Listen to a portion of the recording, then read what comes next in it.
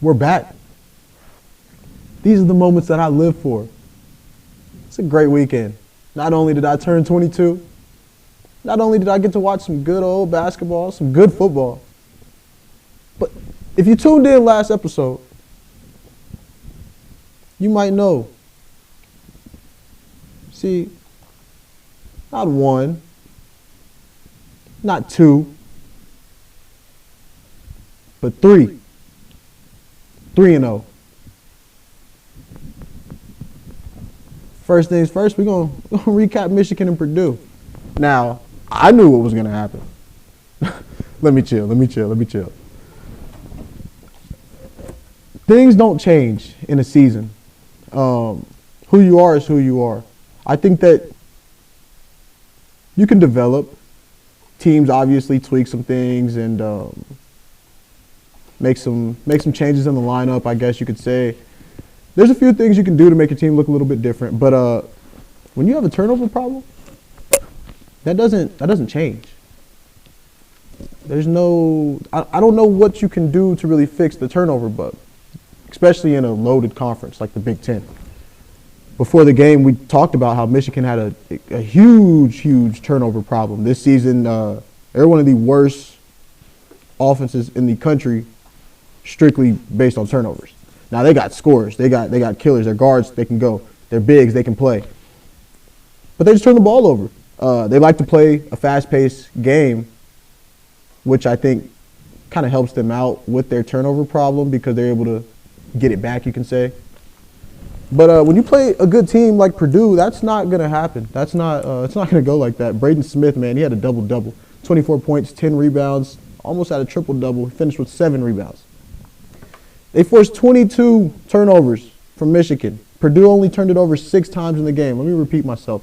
Michigan turned the ball over 22 times in this ball game. Trey had 6 turnovers. Wolf, one of the best players in the country, he had 4 turnovers. Golden, also, we talked about the front court of Michigan. Said that's going to be a huge impact for, or a huge emphasis for both teams is the front court.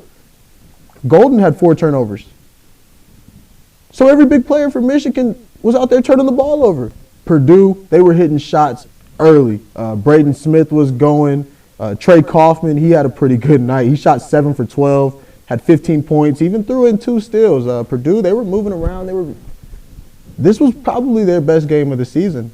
They came out and executed on every level. They got off to an early 10-2 lead, hit a 3, pushed it to 13-2 in this game. There was never a point in this game where Michigan had any hope. It was over from the start. They won the first half 51-26, Purdue did. They came out and just it was utter dominance. Caleb, he shot 2 for 2. He only took 2 shots, finished with 6 points. He had 3 rebounds, 2 assists. He had 2 steals as well. CJ Cox also had three steals, and Braden Smith, he had 4 steals.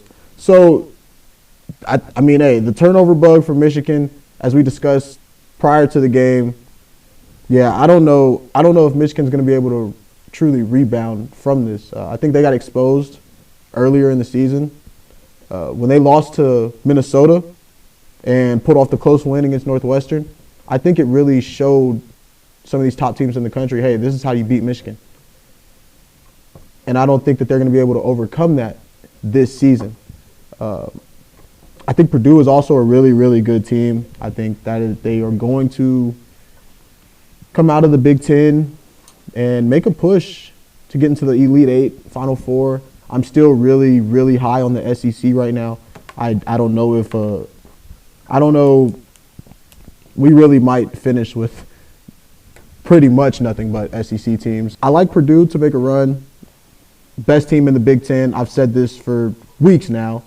And, yeah, we started off 1-0 with Purdue versus Michigan as far as our picks on the last show.